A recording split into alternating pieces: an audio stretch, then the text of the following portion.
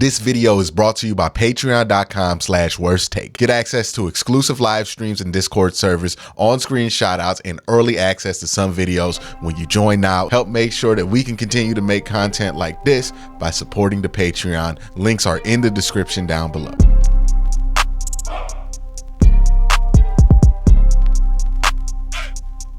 Thanksgiving is a season of giving, it's a season of being thankful, and it's a season of appreciation. So what I want to do today is go through the Browns depth chart and say why I'm appreciative of all the starters or guys who have had to start at some point this year.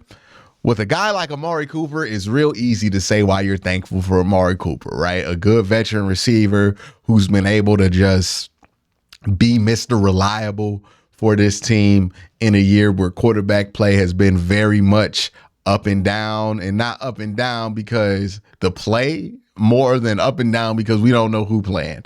And for Amari Cooper to be productive with 3 different quarterbacks, that's exactly why I'm thankful for him. Just a pro's pro.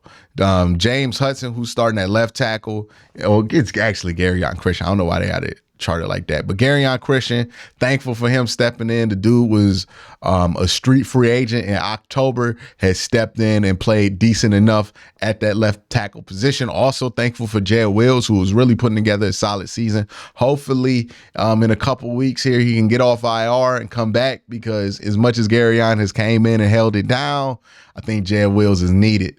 If this team gets to the playoffs, especially, I think Jed Wills is going to be real helpful for this team. Joe Bitonio, veteran, man's been on this team since 2014. He was here through the Johnny era. He was here through it all. He stays through it all, and he stays Mr. Consistent, one of the best left guards in all of football. It's a shame that left guards don't get hyped up more, because if they did, he would be a Hall of Famer. But for whatever reason, they don't like putting guards in the Hall of Fame, even though Joe's one of the best. Maybe get in like second, third ballot. Ethan Posick holding it down at the center position. Real grateful for the Browns being able to find him. That allows him the flexibility to not just play Luke Whippler as the backup and train him and keep him on the roster, but it also allows him the flexibility to have Nick Harris be the full-time fullback. And shout out to Nick Harris. I'm thankful for him stepping in, finding a way to stay on the team and stay in the league by any means necessary. Got dealt a terrible hand last year when he got injured, and then somebody stepped in, earned a contract in his spot. But came back in with the right attitude and said, okay, I'm not going to be the starting center, but you know what I'm going to be? The starting fullback. And he's taken that role, and he's done a lot with it, and he's made his spot on the team solid because of that. Wyatt Teller is another guy that I'm thankful for, just because, you know, he plays well on a relative basis. Now, there's been times where I've been frustrated with Wyatt's play, but I think the last few weeks he's been playing really good football. DeJuan Jones, I'm thankful for him because, man, blessing. Because you get DeJuan Jones in the 4th round, not only do you get first-round quality player, but you do also get somebody who you legitimately feel like can be your right tackle of the future. And that's not easy to find. Like, it's really hard to even find a Jed Wills, somebody who's just a good enough left tackle. It's not easy to find a great right tackle, and I believe the Browns have found that. David Njoku, I really do appreciate, and I'm thankful for David Njoku this year because of the steps he's done and the improvements he's made as a yard after catch guy. He's been elite in that area, just been willing to put his body on the line, get that contact in, and just kind of be Derrick Henry-like when he has the ball in his hands. Sometimes he's a little too eager. He'll drop a ball that he can score on, but most of the time, David's doing what he needs to do. He's made some big plays this year, both in the blocking sense and in the pass, in the receiving sense. He's really starting to come into his own and be one of the better tight ends in the NFL. And I think he's going to be ready to make that leap as the team needs him to in this stretch part of the season. Browns have started 3 quarterbacks this year. Deshaun Watson, thankful for him having a successful surgery. Hopefully he can get back next year. We know what this team could be with a healthy version of him and Nick Chubb. I'm thankful for him for being one of the greatest running backs in Cleveland Browns history.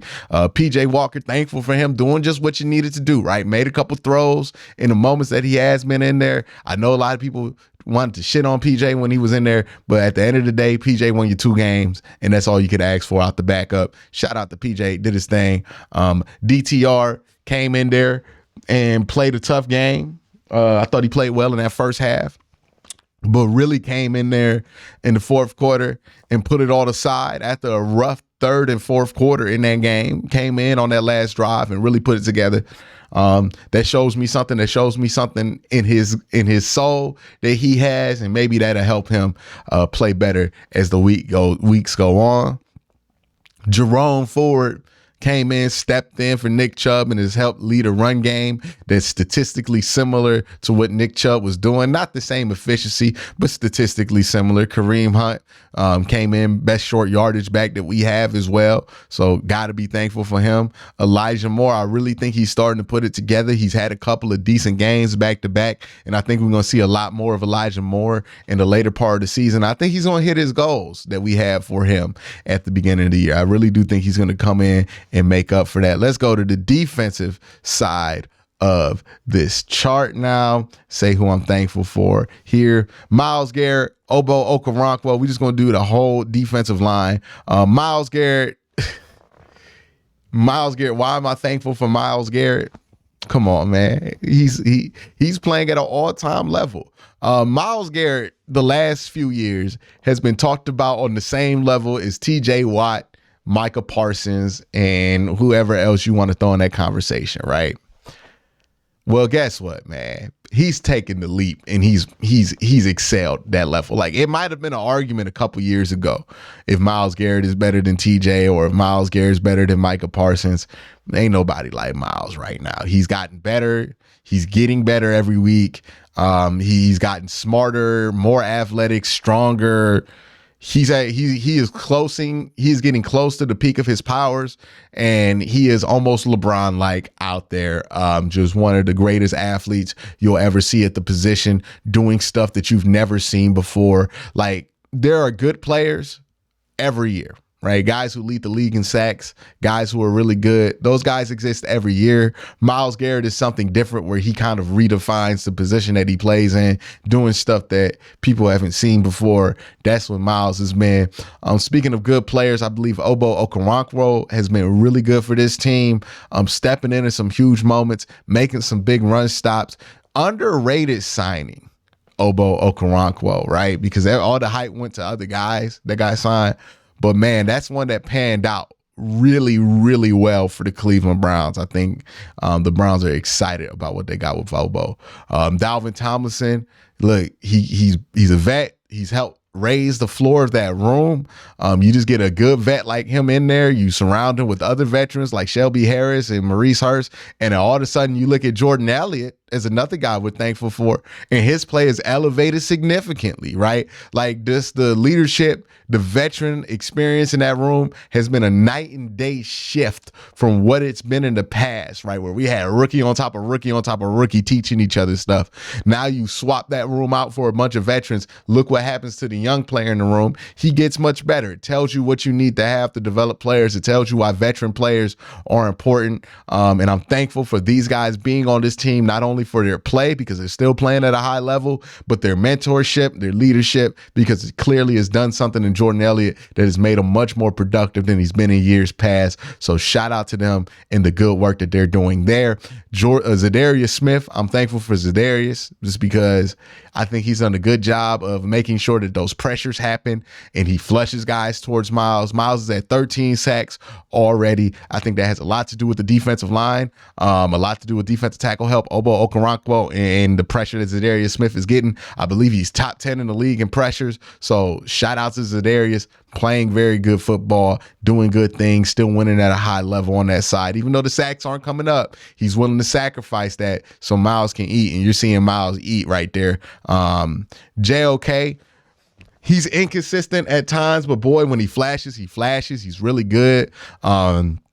Just wish he was a better tackler, but I'm thankful for his instincts. I'm thankful for his speed and quickness, because that does make and break a lot of plays more than he misses them. So shout out to JOK, A-Walk, and Sione Takitaki, hold it down. You know, I called them the stuffing on Thanksgiving, but they are the accessories to crime, right? In order for Jeremiah Owusu-Koramoah, Denzel Ward, the secondary and Myles Garrett to get away with murder. You need Anthony Walker out there cleaning up the evidence, being an accessory to crime. And that's what A-Walk and Sione Takitaki do really well. They're great accessories to crime. Denzel Ward, what's there not to be appreciative about with the dude like Denzel Ward just playing at a high level? The one thing that you've been complaining, well, I've been complaining about with Denzel over the years has been the lack of consistency of play and health from him. Not been a problem this year, knock on wood. Hopefully he continues to be healthy. But his play has been super consistent as well, right? Every once in a while, we would get these Denzel Ward stretches in the early part of the season where he would just forget he's good at football. But that's not happening now. He seems reinvigorated with the changes to the defense, and it seems to have made a huge difference. Greg Newsome, think he's doing a great job with his role, the slot corner stuff, being able to tackle, run support. Sometimes he misses a tackle here and there, but I think he's done a good job. Martin Emerson, another guy who's been stepping up as a leader on this team at a very young age, but playing really, really good football. Martin Emerson, really good pick for the Cleveland Browns. And again, you go back and look through this list. That's two guys who are taken in the later half of the draft that are first round values right now. And that's good for the Browns when it comes to keeping that talent on the team long term. Grant Delpit, just have you thought about a tight end since Grant Delpit's been in his bag? Like, real question. When's the last time you really thought about a tight end? I ain't thought about a tight end since Grant Delpit been in his bag, right? Since the last part, Grant Delpit's been an eraser on that side of the field. He's been a run stopper. He's one of the best run stopping safeties in the NFL, if not the best. He's been a dog, capital D, dog. And the same thing can be said for Juan Thornhill. Want to see him get healthy. It sucks that Ronnie McLeod got hurt for the rest of the year, but Juan Thornhill stays healthy. I think he can hold it down too at that free safety position. But that's all the starters on the Cleveland Browns roster. That's why I'm thankful for all of those guys. Let me know who you're thankful for in the comment section down below. But y'all have a great day. Have an even better night. Peace.